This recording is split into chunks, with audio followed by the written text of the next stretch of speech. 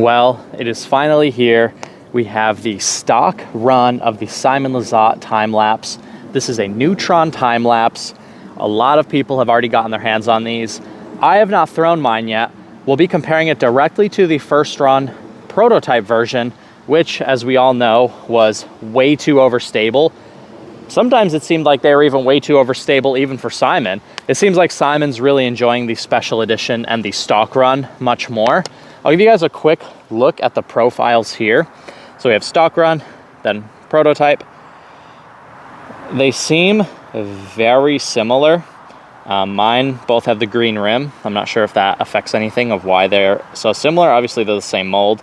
It almost looks like the stock run is a little bit more kind of shouldery, and it's definitely a bit domier. So it's got a little bit more dome, a little bit more shoulder, and I'm hoping that this little bit of more dome doesn't make it even more stable. I'm hoping this a little bit more kind of shouldery shape makes it a little more understable and helps it get that -1 turn that we're really all looking for. So we'll throw the first run prototype and then we'll throw the stock run.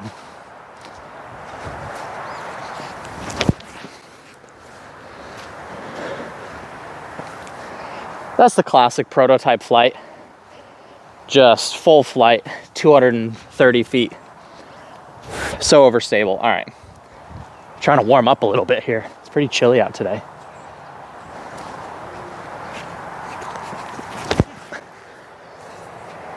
That definitely had a tiny amount of pop-up to it, but it went substantially farther. I think the more shoulder and more dome is going to help it carry farther than the flatter one, but they're both still extremely overstable. And I thought the prototype run of the Time-Lapse was kind of a disaster because after all that hype, limited supply, the reseller market was just putrid for like a month there. People were just flipping those bad boys for like $200, and that whole thing just didn't go very well in my opinion.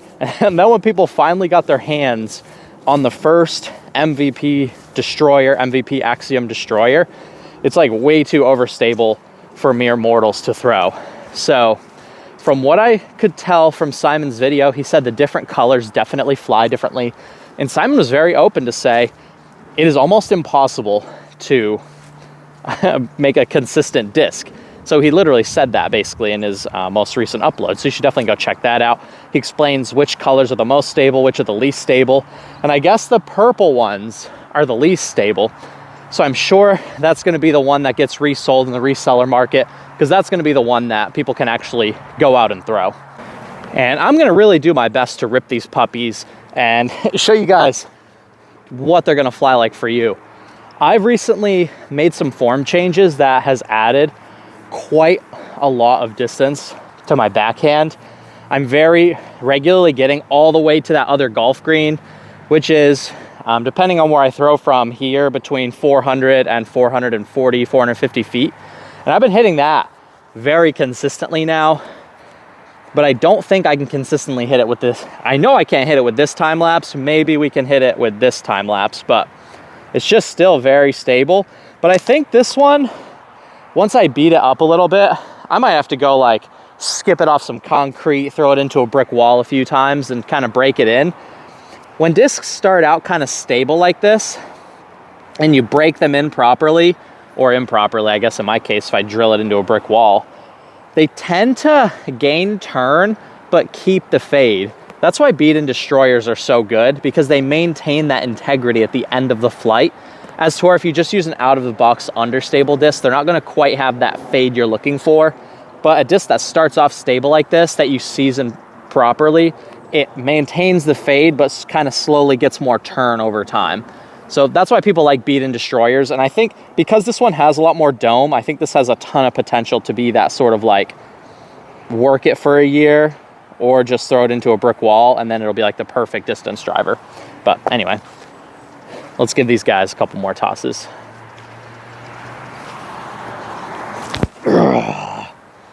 It's just so stable. I never really liked that that prototype one. I'm really thinking this one's significantly better, but there's only one way to find out. Ugh. It's still beefy. It goes a little bit farther, but I think my noodle arm probably needs a purple one. I think I need a purple one, and I think most of you guys need a purple one as well. And I've been putting some thought into it. I think there's definitely a theory that I'm leaning into. Someone had found one of Simon's original yellow and pink prototypes and posted it on Facebook. So I messaged Simon and said, hey, someone found your original prototype. Do you want it back? And Simon messaged back and he said, no, those ones are way too flippy, was basically what he told me. So I think he told MVP, hey, the original prototypes are way too flippy, make them more stable. And then they probably very marginally tweaked those original prototypes onto what those, first run prototypes became. And they were just way too overstable. But now the molds are already kind of set in stone. So you wind up with this just very consistently, wildly overstable disc. What I'm super curious about is a fission time lapse, and particularly a fission time lapse in a lighter weight, because I have really been enjoying my fission photon in lighter weight. But if you could make me a Domi 165 fission time lapse, that may be one of the best distance drivers on the market. And why I say that is because I think the fission plastic is probably the highest quality baseline plastic on the market. I think my fission photon, no matter how much I throw it, it just never really changes. But because it's got that baseline feel to it, just feels so nice and tacky in the hand. But that fission plastic is so durable, I feel like I can just throw that thing forever, and the flight never really changes. So if I can get a fission time lapse 165, I'm almost positive, as long as it had good dome to it, I would probably make it my main distance driver. We have a pretty fat headwind right now, so this is really my only chance to allow this disc to do literally anything other than go left. I'm really gonna try and force it a bit, try and force some turn here, but I already know this prototype's just gonna wanna swing back right away.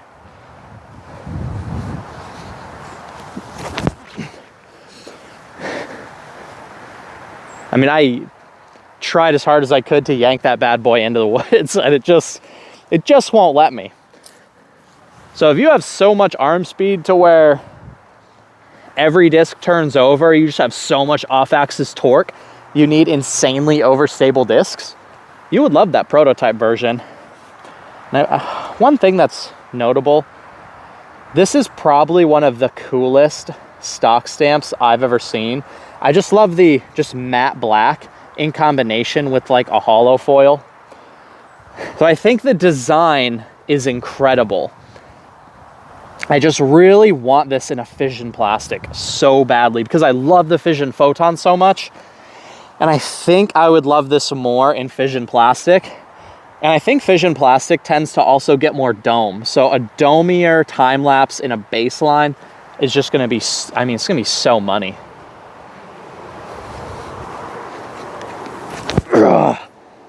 See, there it is. That had, I wouldn't say a 1 turn, maybe a 0.5 turn. I'm throwing into a quite stiff headwind, and I did flip up just a hair. So I will say, it flipped up probably a 0.2 turn. It still wanted to swing at the end, but I will say that stock run is a bit less stable. And I still think if you're looking for your go-to distance driver for MVP, they have the Photon, which I think is an 11 speed, but they also have a Panic, which is a 13 or a 13 and a half speed. The Panic is a 0.5 turn, but turns way more than the time lapse. In my opinion, the Panics seem to be domier. I know all the Panics I've thrown are pretty domy. They're a bit easier to throw, and they seem to go quite a bit farther. I've already done a video comparing the time lapse to the Panic. When the proto time lapses were selling for, $200, I would always call my Panic my poor man's time lapse. It was basically the diet time lapse. And I actually thought it flew better, farther, and a little more consistent and controllable, at least for my arm speed. All right, so when we went into the headwind, we've got this guy here. This is the prototype. This one only went about 10 feet farther. So that just kind of goes to show like how stable this stock run is. Maybe it's got something to do with my green on green action. Maybe green rims are all just very stable. But it's safe to say to throw these, I need a little more power and, well, a lot more power and a bit more off-axis torque. So we'll throw some flex forehands where I can really properly force the anheiser. And let's see how they fly on these kind of force over lines. I'm gonna give them a bit of height, but with like 45 degrees of anheiser. So I think at the end of the day, that's what you guys are gonna be throwing this for anyway.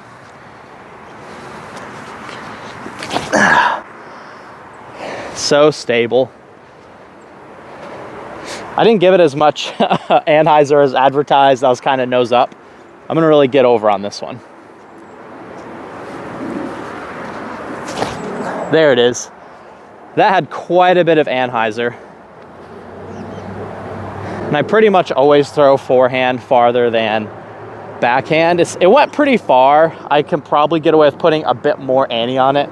Let's give them 2 more throws apiece, and I'll give you guys my final thoughts on what I think about the stock run of the time-lapse.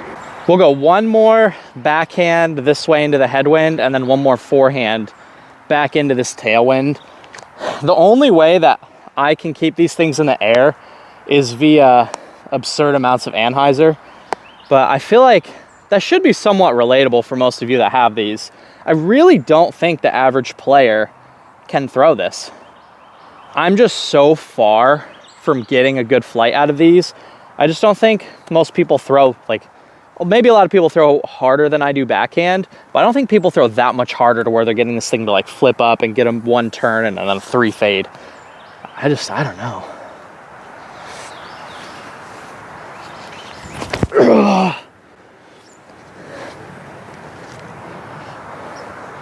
I feel like it's coming out of my hand fast, but it just wants to get nose down so fast that it just doesn't want, it just doesn't want to travel far. All right, come on, I'm gonna pick the chest up, commit to the anheiser.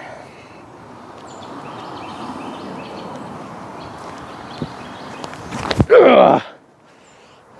Okay, that was a little glidier. Still super stable, but I definitely got a bit more distance out of it, but that's just such an unrealistic shot for me on a distance line. I'd rather just have like a nice nuke or something that I can just like use my form to my advantage. I don't have to like yank it so much. If you want my honest opinion, I think most of you guys, unless you're in the MPO field, you're throwing 525, at least maybe 475. Just go get yourself a nice wave, a nice proton wave. That's gonna do right for most people. Slightly less wide rim, 11 speed, nice and understable out of the box. You can just pump it, put it up, nose down, upward launch angle, and it'll just have a nice, beautiful turn. Like this, it's just so clunky throwing a disc this stable. Part of the fun of disc golf is just putting the disc out there and just watching it work. I cannot throw this disc and watch it work. I just throw it and then feel like a weenie because it's just like nose down, skip, overstable. All right. I need to give this super anheiser. Gotta trust the stability. There it is. That's kind of crushed. It's an absurd amount of anheiser, but that's really what it takes to get this thing to fly. It needs height and like dumb Annie.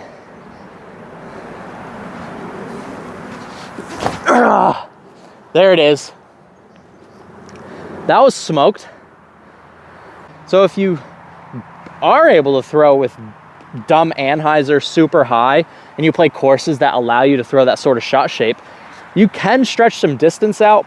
But I will say my forehand, I throw pretty hard with a forehand. That's just a much more natural throw for me.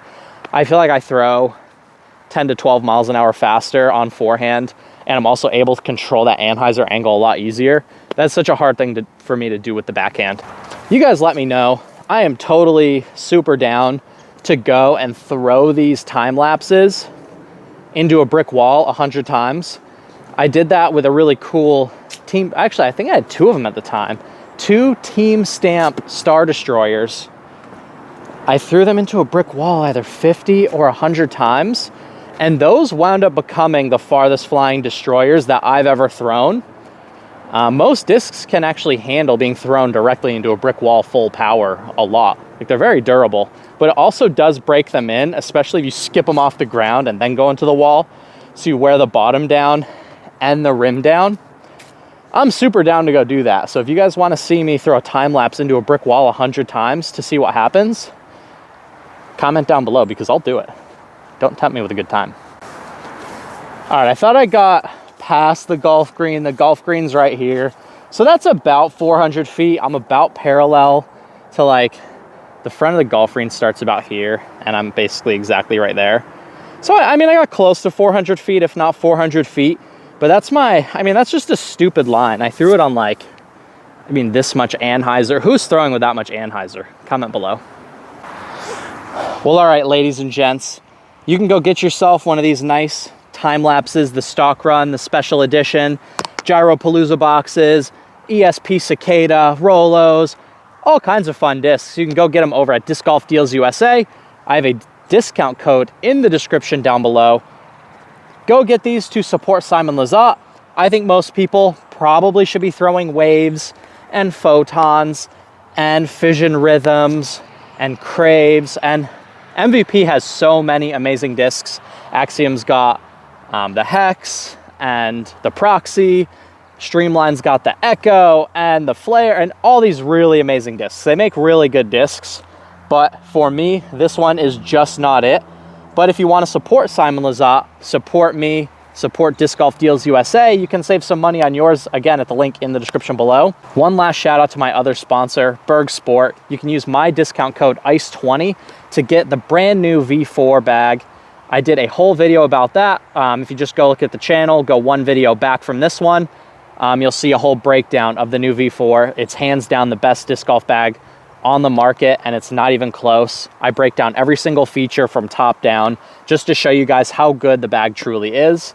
Anyway, I'll see you guys in the next video. Thank you so much for watching my channel, and take care.